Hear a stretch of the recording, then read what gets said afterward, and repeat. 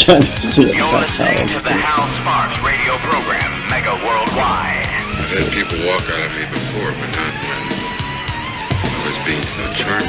Video streaming at halsparks.com. I don't care for you or for the putrid sludge you're troweling out. Damn puss-faced little pimpstick. True progressive talk. Might be a good time for you guys to give up. Welcome back to the show. So joining us in just a second is our dear friend Philip. He's currently in Lviv right now. I'm setting up a scene so I can bring him in on there, and we'll see what we can do. Okay, so and Johnny Million, I please, if you can, keep the inappropriate sounds to yourself.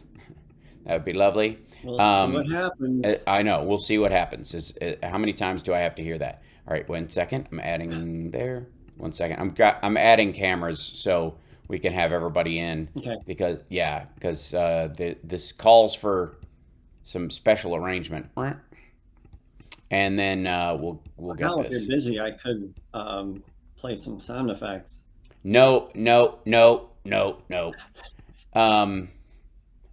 No one wants the dead air. Yeah, is that? Well, I don't know that it's dead air, but it'll just smell like something died. All right, and then I'll get these in here, and then once I have Philip in there, then we'll end up doing this in here. Hold on 1 second, and I'll transfer this over, and there we go to Phil. There he is. Okay, excellent. And ta-da! Excellent. I can fix all the other stuff to it now. Welcome to the show, Phil. There you are. Can you hear us? You see me? Yes, we do. I can Excellent. hear you. Okay. Now you can see us, maybe, possibly.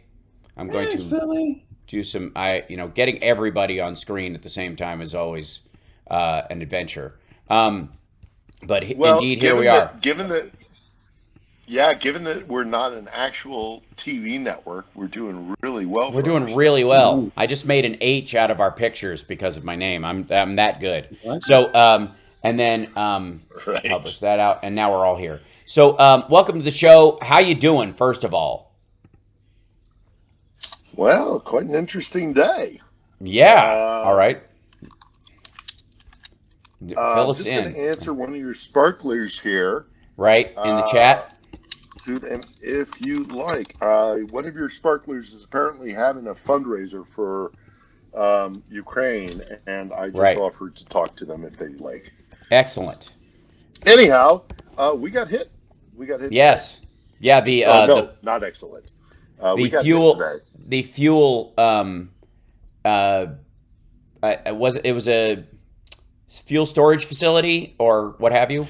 It looks like it was that's what it looks like. It was at the base of a hill where there's the telecommunication tower. So there initially was some confusion about whether or not they were targeting that or whether or not they were targeting the fuel depot. But it does look like, instantly I could tell. And I put this on my social media for your guys who want to go take a look at actually what it looked like moments after the strike. Whenever you see a strike and it is that dark smoke, it's so depressing that I know this. Yeah. But whenever it's that dark smoke and it's not white smoke, it means that something is burning that is combustible. Oh, yes. So fuel, generally it's fuel. Right. But if you see white, it means that there is something burning that is not incendiary. And so I instantly knew that it was some sort of something that was combustible. Right. So it looks like, but this is in the city center. This is Lviv proper. Right. The word on the that's been going on right now is that Russia is considering changing tactics and just seizing the eastern part of the country, which puts them back on their salami slice heels as far as taking a little bit more and a little bit more. Right. What's the word over there that's happening? I brought this up. I don't know if you can see it here because of my light. Maybe I should turn off my light. No, it doesn't matter. I'll turn off my ring light. So maybe. Well, it looks like they're re-emphasizing the land bridge that we've talked Right. about many times previously. That is, when this began, and I was back in LA, Yeah. and we started talking, I said that there were two primary strategic interests that Russia had Right. in its invasion of Ukraine, or potential Ukraine invasion. And that was a land bridge to support Crimea, but also the possibility of decapitating the government by taking Kiev. Right. They have now apparently realized that taking a place like Kiev or taking a place like Odessa is just not going to work. Right. I mean, No. you know, and this goes back to the amazing resilience of the Ukrainian people. Yes. So the Russians have had a rude awakening and realized, we thought we could take the entire country. We're not going to be able to do that. No. So we've got to scale back what our aspirations are, and they are clearly reemphasizing what is essential for them, and that is Allegedly maintaining essential. the but yes. Black Sea Fleet. Well, okay, you and I disagree about what Russia's naval power should be, and I get Right. your point. But I think that once the Arctic opens up, that they're going to want a stronger navy.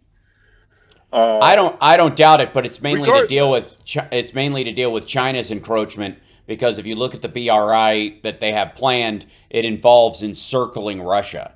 That is the next front Yes. they have to deal with. That everybody who says, you know, China, we drove Russia into China's hands and China's getting along with it and they're forming an alliance, is totally ignoring the fact that China has no interest in any positive future for Russia at all. They're a speed bump between them and the rest of the civilized world they want to sell stuff to in another direction. They are effectively a Panama Canal waiting to be dug. And Russia and Chinese relations have never been good. No. Despite what they claim, they may have a common enemy in the West, but you know, if when you look at Chinese, going back to the Golden Horde of the 6th century or something like that. Yeah. Before the Atari 2600. Northeast patch. Right. Yes. Right. I mean, my God, we weren't even playing on the. I mean, the 2600 may have looked like we an didn't even have abacus. Activision. It may have looked like an abacus game, but ultimately it was digital. I am oftentimes. How many Gen X references can we bring up? I'm going to try. Yeah, we're all here, so we can do it. Yeah. So I think that when the Northeast Passage opens up because of global warming, that the primary transport for shipping goods from east to west will be over the northern border of Russia, and they will control global trade through that, and as such will need a significant navy. We can argue that until it happens. We can dispute it, and it's decades away. And we'll have a gentleman's disagreement. Exactly. Who in the world are they going to have build this gigantic railway through no man's land? Well, yeah. Okay. All right. Okay. We'll have this argument now. Right. Who puts in millions and millions of dollars when your economy is tiny in building atomic icebreakers if you don't think that you actually can create a trading lane over the north of your country? People who think they're building who are atomic icebreakers. Right. People who build those want to build them because they want to seize fishing ground that they think will open up because of that loose ice and will change where they get their food from, and that they will supply that food for the entirety of of China and Europe. That's one of the other reasons. The other thing is you can threaten America. You can also threaten America with it. Disagree. Right. Point being though is that this idea that they want this land bridge, because the Panama Canal becomes the Panama Canal becomes a nothing burger if you can actually get stuff from Hong Kong or whatever, all the ports along the Pacific for China. If you don't have to go through Panama, You can go to get to over, Europe, right? The Northeast Passage. Right. Anyhow, okay. But going back to the point that we originally started discussing is that they think it is an existential threat to them to have to be able to maintain the Sevastopol port.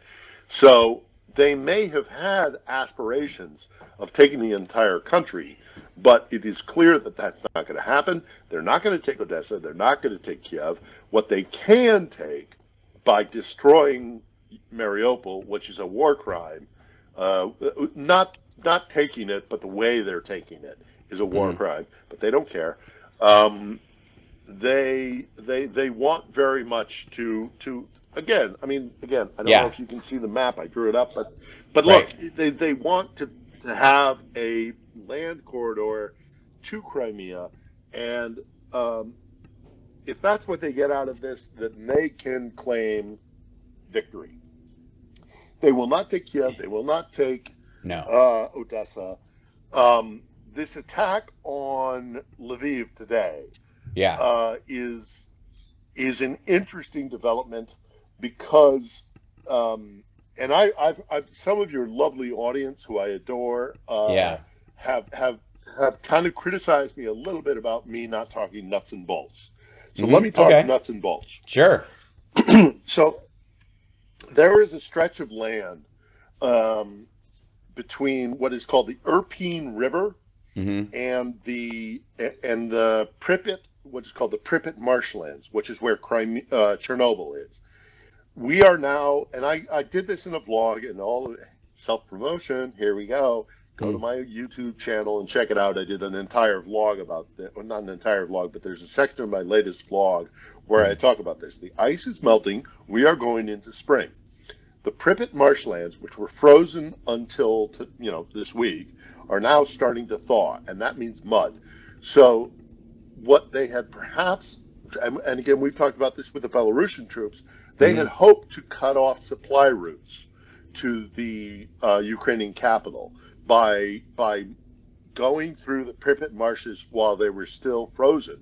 But because Lukashenko has the domestic issues in Belarus, he has been faffing about saying telling Putin, I'll go in, and then he does these fake kind of like, oh, we forgot our tires, we forgot our gas, we forgot our bullets, our generals aren't in place. So he's gone to the border and then he's pulled back to Minsk, and then he's gone to the border and he's pulled back to Minsk.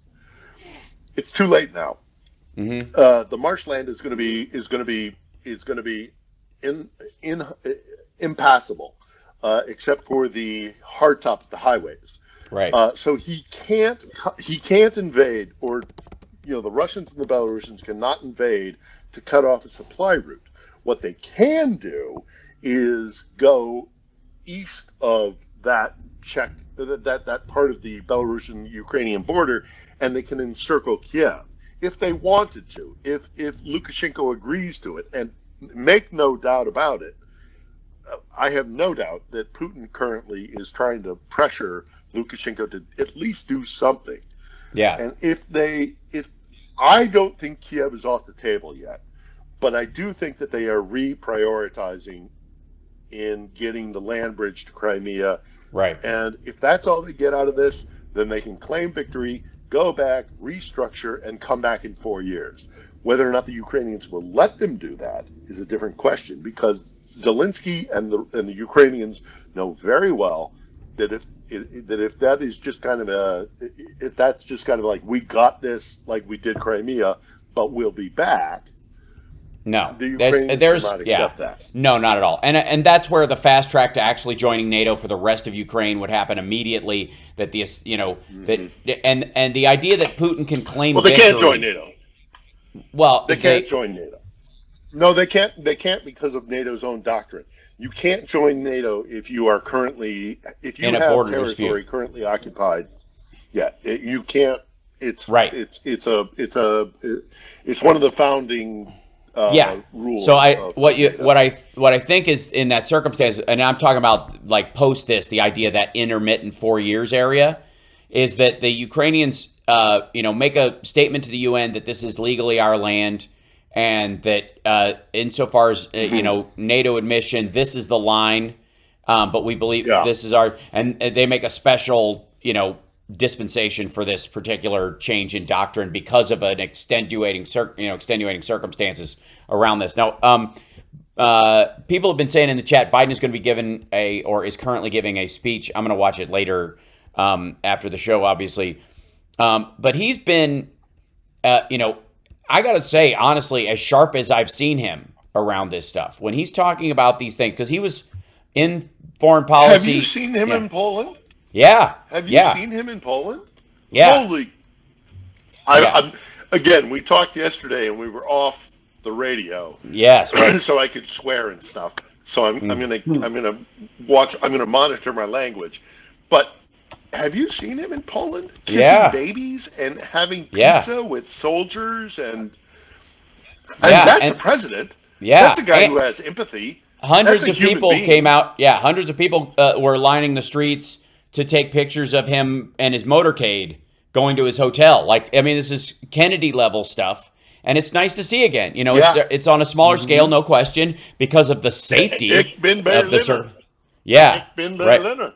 Yep. I'm a jelly donut. Yeah, that's right. I am a donut. I'm gonna see if Crush Democratic uprising. Hey, and while you're doing that, hold on one second. Resistance continued. While you're doing that, Johnny. Finally, in 1989. Wait a second. Say again, real quick. No, go do it. Yeah. No. Okay, real quick.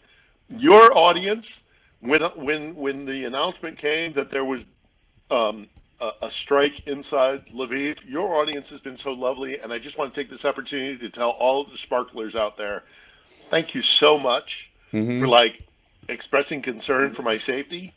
I put stuff out on social media and I put stuff out on my YouTube channel, and I wanted to let people know, and I saw all the notes of concern, but there is still music in Lviv, and there always will be. Great. And go take a look at my video. There's a guy who was on the central square while smoke was rising over Lviv, playing music. And we were driven off the square, rightfully so, because it was a safety concern. I mean, they could have followed up with another airstrike. So we went into this covered area where we were a little bit more safe. And this guy broke out his guitar, and like we have seen in air raid shelters in Kharkiv and Kiev and all around the world, all around the country, this guy broke into song. Right. And people were singing along with him, and I was singing along with him and clapping, and go home, Vladimir.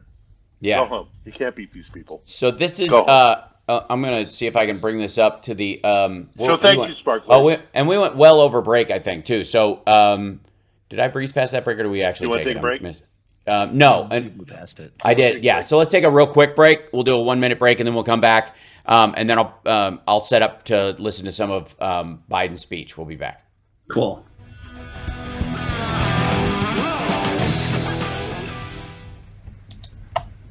Welcome back to the house. Johnny, if you get any questions from the audience, please let me know.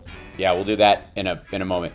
Right now, how much I love that. Yes, we've got Philip Ittner on the line with us, and we've got Johnny Million. He's going to be looking at some of the chat questions and giving to Philip while he's in Lviv. And President Biden is speaking in Warsaw right now. John Paul brought the message here to Warsaw in his first trip back home as Pope in June of 1979. It was a message about the power of faith, the power of resilience, power of the people.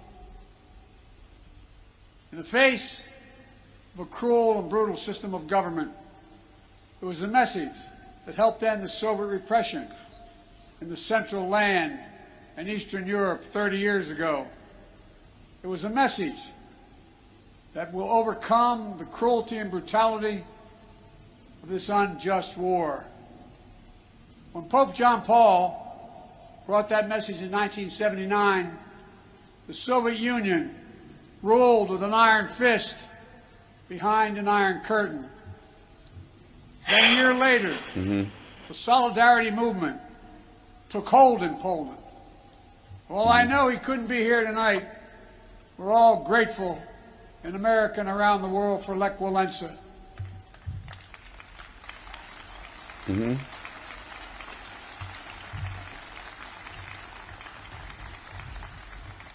Reminds me of that phrase of philosopher Kierkegaard. Faith sees best in the dark. And they were dark moments. 10 years later. Oh, Jesus. Yeah. He's. Do you have something to say, Philip? I'm touched. Yeah. I'm touched. That's a president. That's a president. Yep. He's quoting Kierkegaard. Right. And from an awareness of what it is, not like, I don't know if some of you know this, but there was this guy Kierkegaard. He was a Republican. A lot of people don't know that. Yeah. And a lot of people don't know that Poland was under the Soviet Union. A lot of Polish people don't know. Javid comes up to him and goes, hey, here's a quote you can use. Yeah, right. No. As we stand, guy who actually knows what he's talking about. As we stand here on the shores of Lake Walesa, it's Lech Walesa. It was right. The fact that he's there Yosemites. Yosemites. The land of the Yosemites. That's right, the Yosemite, this is, hold on, we'll continue on. We got another minute before we have to take our break, so let's listen to a little bit more. Hold on a second. Collapsed. Yeah. And Poland and Central and Eastern Europe would soon be free. Nothing about that battle for freedom was simple or easy. It was a long, painful slog. Fought over not days and months, but years and decades.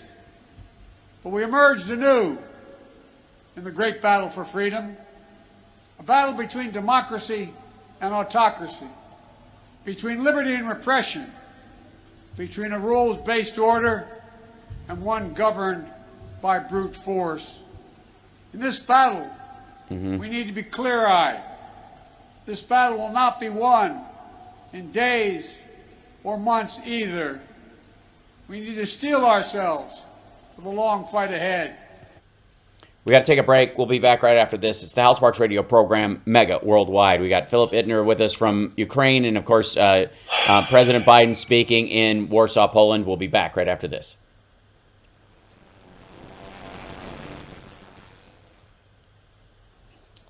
The opening shot, like where he is, I swear Trump's gonna hate it.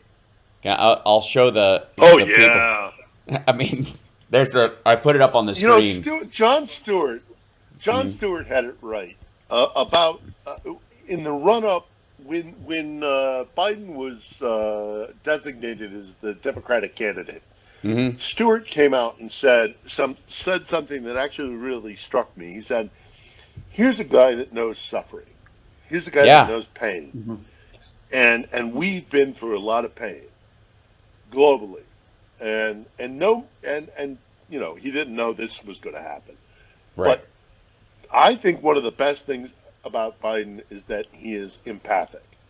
Yes, he really knows what it is to suffer loss, to feel pain, and he's talking to these people and hitting a chord that he's an old fart, and he's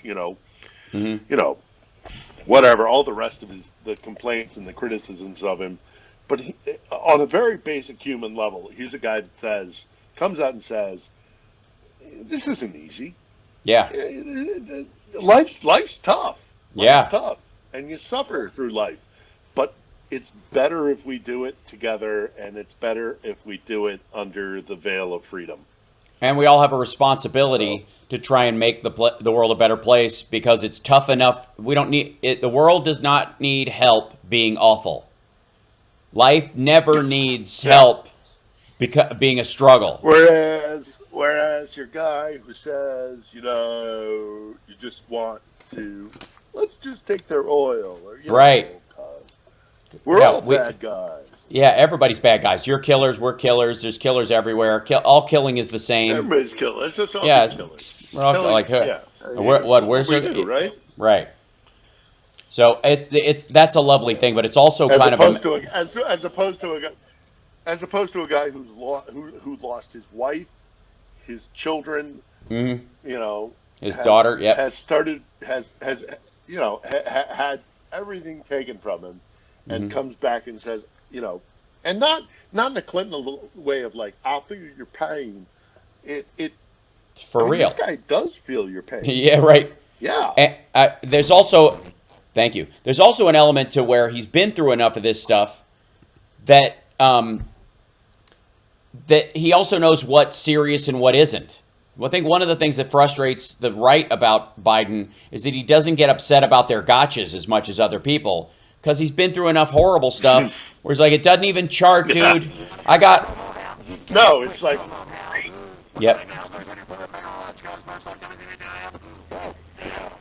Welcome back to the show. We were just having a little Biden love fest during the break, and making the point that, we are in a period of time, both with COVID and the current unpleasantness, and Putin's adventurism into the world and the like, that where there's enough like pain and suffering in the world that having Biden as a president, somebody who's been through some awful in his life, gives him a sense of perspective that he can actually, give as a gift back to other people.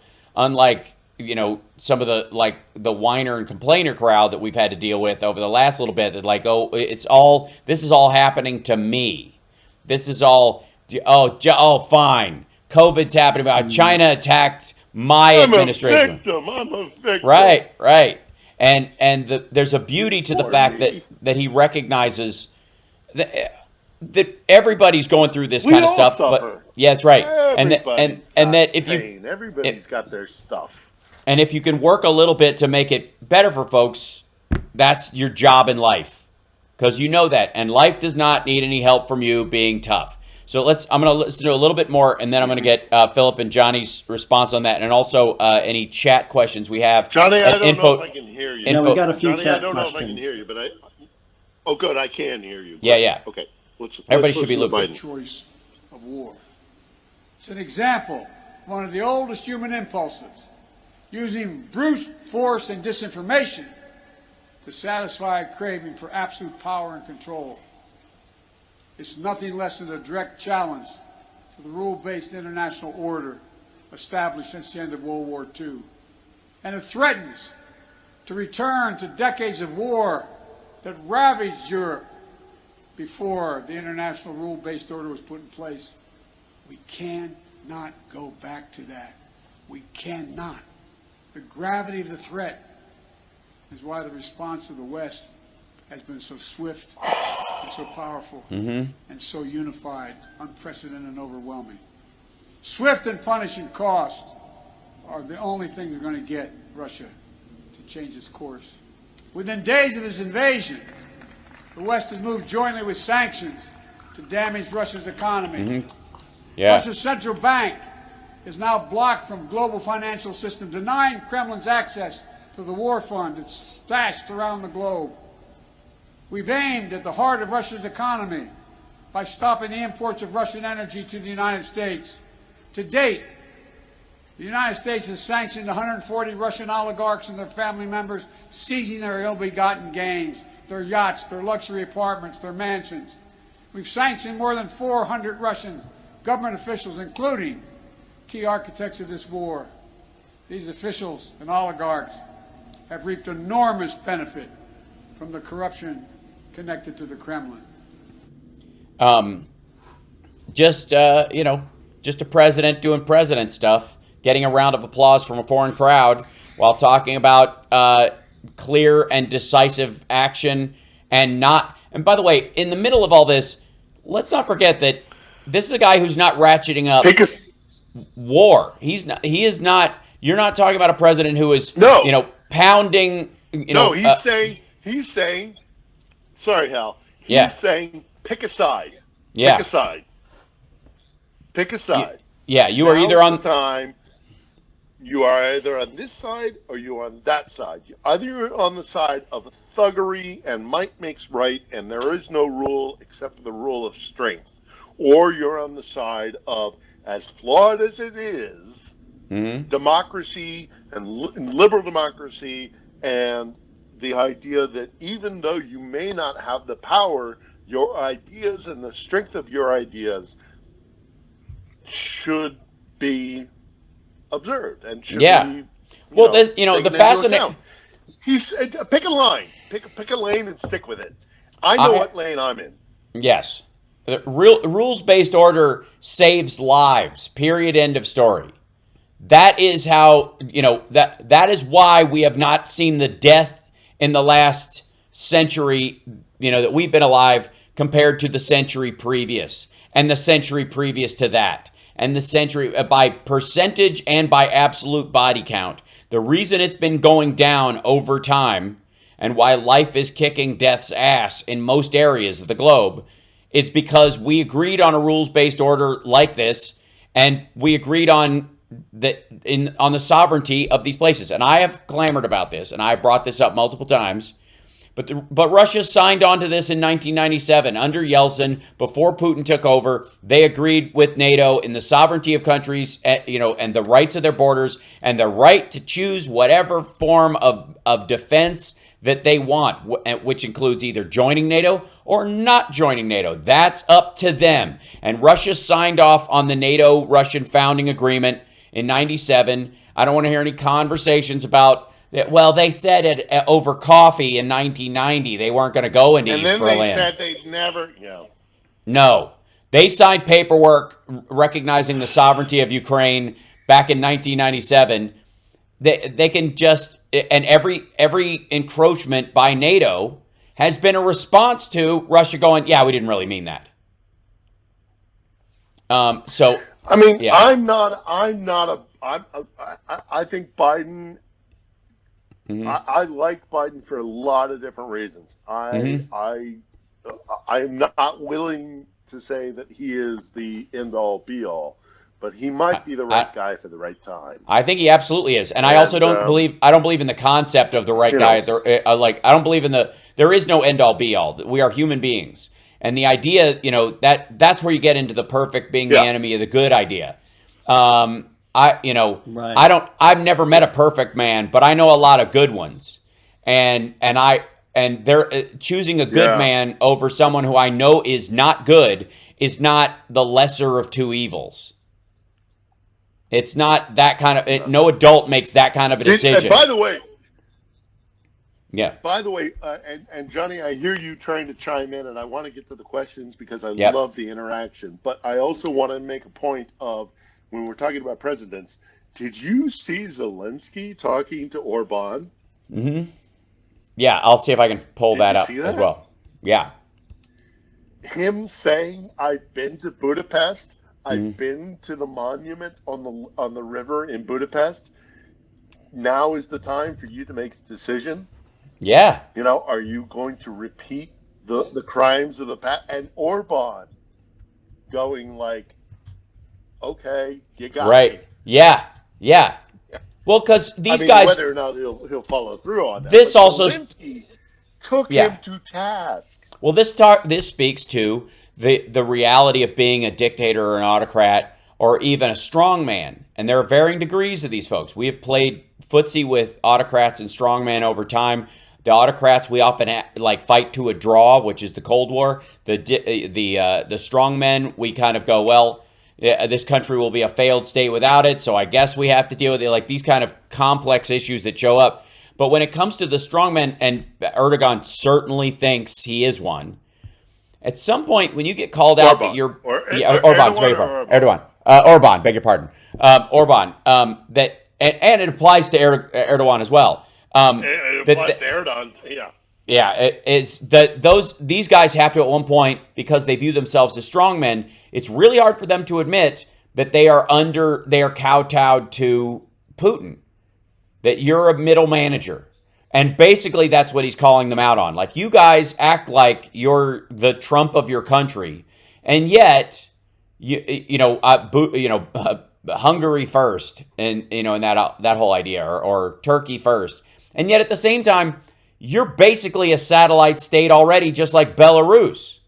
So what are you saying? Mm-hmm. Who are you trying to convince? How far from Lukashenko are you? That's right. That's exactly right. And Luke and the Belarusians would be doing a lot better if they didn't have to deal with this. Belarus would be a much better country without being, puppeted by geographically. I don't know. I don't know if you've heard the stories of the Belarusian train conductors screwing up the train lines. Wow. Yeah, there's stories of Belarusian train conductors and engineers, like diverting trains and screwing up the. Yeah, because they don't want to participate, right? No, right. No. And rightly so. And again, this is Belarus in many ways is where is Ukraine 2011. Right now, in their current, leadership, they're puppet government pretending to not be. And at some point, you get called out as like, you're just Putin's dog. That's effectively where they are right now. And calling out Erdogan and calling out Orban about that very same issue. Like, you got a choice. You can run your own country and support your own country and be a free democracy and deal with the reality of that and reach across borders with other countries, or you could just have this guy's thumb on your neck forever.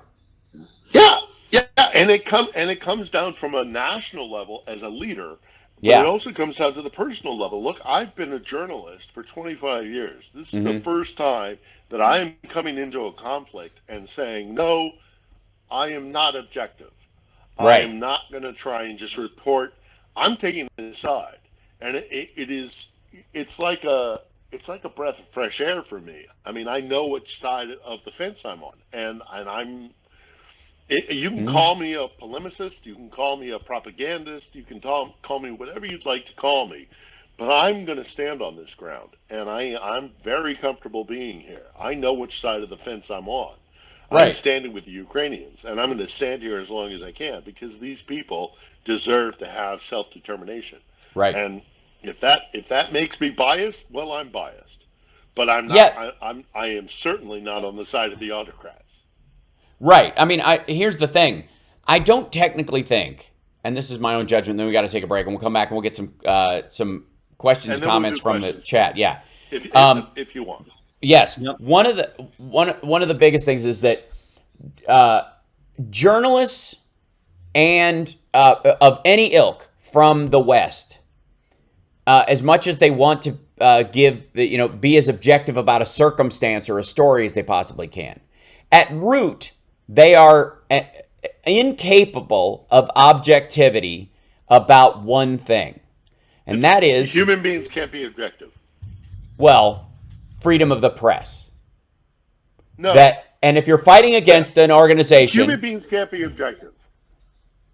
Well, no, I know that in general. I'm saying even as a point of art. Even as a point of art. Is the important thing. Right.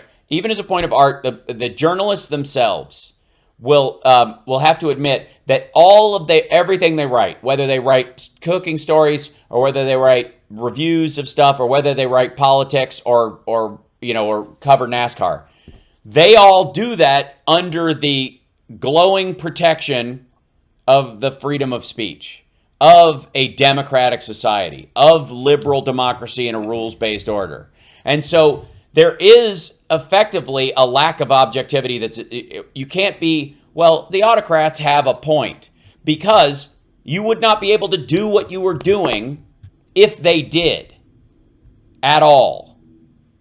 You do not exist as a journalist in Russia. And when we come back, the one thing I will add, besides the questions... I don't want to go to break until I make this quick point, and I'll make it really quickly so we can get a break and finish this.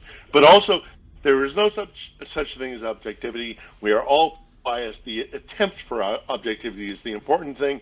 But as a journalist trying to draw the first draft of history, you should try and be as objective as you can. I believe that during my entire career. This is a completely different thing. I am not objective. I am not strictly speaking just being I am bearing witness. I am not being a journalist. I am bearing witness on the side of what I think is the right side of history, and that is with the Ukrainian people. And that's all Right. I'm saying. We can go. And agreed. Let's take a break. We'll be back right after this. We got a very short time after that. And I want to bring up the fact that Kremlin television has descended into a screaming match. We'll be back right after this. Okay. Welcome back to the show. So before I went to break, there's this story that on 60 Minutes, the Russian version of 60 Minutes, which is 20 minutes long. But anyways, it's apparently it's paid for in rubles, so it's now 60 Minutes is now 35 seconds. They have basically broken into a shouting match about how badly this is going. And one of the hosts, and I quote, Olga Skabiva, which I mean, come on. This is a direct quote from Olga Skabiva, the host. She goes, "So you sprinkled the ashes all over your head, but what do we do now? What's our plan? Everything is bad. Nothing is working out." Angrily questioning whether Tretyakov had anything to offer aside from criticism after he pointed out that societies tend to get tired of any military campaigns rather quickly. Skabiva argued, if you're tired, that doesn't mean that everyone else is tired. And that his support for the military, and questioning his support and saying that his commentary had the smell of something untoward, meaning he's propagandizing the loss. That this dude, by just saying, it's not going well. We're screwing this up. There's no there. There's no win. We're not taking Kiev. We're going to lose. We're not going to take Odessa. We're not going to take Kharkiv and hold it. We may even have Mariupol for a while and then be fighting over it for the next 10 years. They literally said, the very hosts of this show said that the taking of Kiev, beg your pardon, would take, and I quote, 11 minutes. That's what these people were saying. It would take 11 minutes for them to take Kiev. Wow. Now they're saying it's obvious the process of denazification of Ukraine will take a minimum of 15 to 20 years. He predicted Russian troops would have to remain on Ukrainian territory. And the whole narrative of denazification. It's just, it's insane. But the idea that Russia thinks it's going to be quote unquote denazifying Ukraine for 15 to 20 years. What, with these sanctions still on? You don't think we're going to take them off? What planet do they live on? I find it shocking. I'm not surprising that this is how they have to talk about it, because you guys saw the Kim Jong-un action movie where he fired his missile up in the sky and they were all jumping, and like hugging Kim Jong-un because the missile didn't blow up on the landing pad.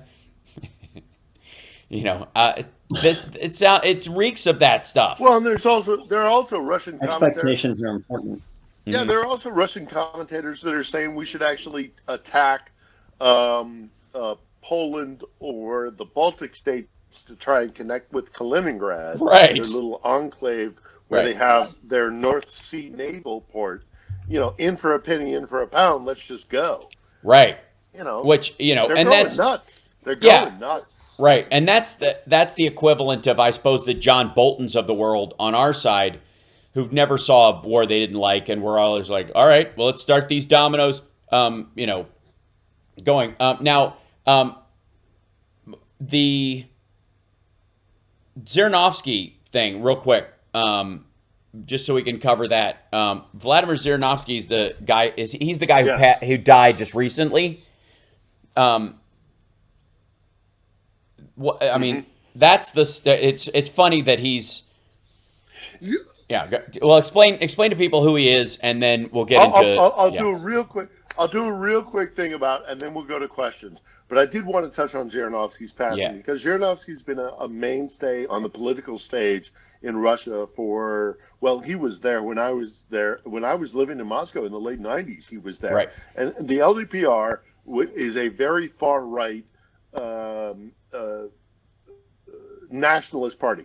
And Zhirinovsky cloaked himself in the persona of a clown, which allowed him to say stuff on the Russian political stage and the international stage that he may not have been able to do had he been just had he been a button down politician. So he played the clown, but he would occasionally say stuff like when Trump won when I saw right, he's the guy who popped champagne, popping champagne, right. He was popping champagne in the Duma, the lower house of the Russian parliament. He was popping champagne, saying, "We did it, we did it, we did it. We got Trump elected." Yeah. And so everybody went, Zhirinovsky, he's a clown, ha ha ha ha ha. But then when he said that, I went, oh no. Yeah. Because he as much as he played the clown, he would oftentimes say stuff that was real because he was involved in the Russian power structure, and he was allowed to be involved in and the Russian power structure under Putin allowed him to be there and be red meat to the nationalists within Russia. And by allowing him to be there, occasionally they would he would be involved in the internal workings of Russia, and he would occasionally say stuff that was true. And I find, if I was a conspiracy theorist, which I am not, because Vladimir Wolfovich Zhirinovsky lived a very decadent life, and right. It is entirely possible that he just popped his keeled claws. over. Right. But for having it happen now, it's because he could have said something that maybe Putin didn't want him to say. Right. But I am not suggesting any kind of conspiracy, because I'm not going to go down that path. Right. But his disappearance on the Russian political stage is the timing is weird. But it's a notable moment. It's like losing. It's not equivalent, but it's like losing McCain. At a fundamental. Not that I'm saying McCain was that somebody was a clown. But just for the viewers' edification. But it's just like really weird. For viewers' edification, Zhirinovsky said during the 2016 election, vote for Trump or it's nuclear war.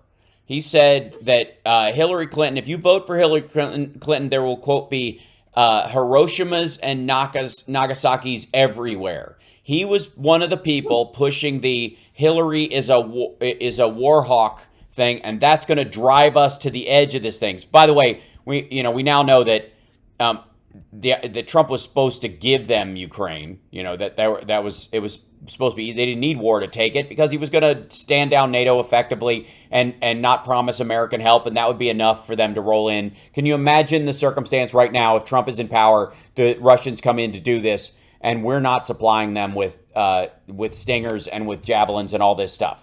They're just done.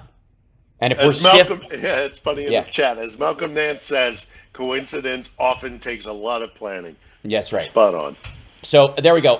So let's have some quick questions. We got a couple minutes left. Real quick. We'll get one in at least. So a quickie. Phil, do you have a YouTube channel? Yes, he does. I will post the link, by the way. I do? Yep. Okay. All right, so Hal's going to post a link to the YouTube channel. This is from Betsy Milbach. Are the people of Lviv dealing with any supply shortages? At this point, no. We're fine here. I just had oysters for lunch, so no, we're not. Just that. I heard Putin says that's what you want. You want oysters and gender studies. That's why they got to bomb you. Exactly. You're the reason they're attacking. Right. Yeah. No, we're fine here in the West. And as a matter of fact, there's still a steady supply chain. The Ukrainians have said that they're burning through so much munitions that they might have a problem. But again, it goes back to my point about the Pripyat region, which is quickly thawing, and they had perhaps hoped to sweep down and cut off a supply chain. They will not be able to do that. They might be able to come out of Belarus and go down and try and encircle Kiev, but they will not be able to shut off the supply chain. No, Ukraine is going to continue to get weapons, arms, and oysters. Yeah, and oysters, right. Cool. We're getting at the bottom of the hour. Do you have one more real quick? Let's see. We got maybe 30 seconds. Yeah, our Benjamin Field wants to know if aid and supplies are visibly coming across from the border from Poland. Yes, 100% still getting supplies from the international community, and the people here in Ukraine are very thankful for it. And as we're closing, I just want to say one quick thing. Yeah. When people saw that Lviv had been attacked, they directly tried to message me, and they were saying to you, make sure it feels okay. Yep. And to me, that is it is a very deeply felt thing here, and I want to tell your audience that I did notice it, and your concern was deeply appreciated, and thank you for it. I am safe. There is music here in Lviv, and there always will be. Go check out my channel. I just posted video of the situation after the strike. You can't win, Vladimir. Go home. Yeah. Thanks so much. We're at the end of the hour. Appreciate it. Heartbreak. Take care, and we will see you guys next time. Thanks, Chicago. And we'll see you. This is the House Sparks Radio program, Mega Worldwide. We'll see you next week.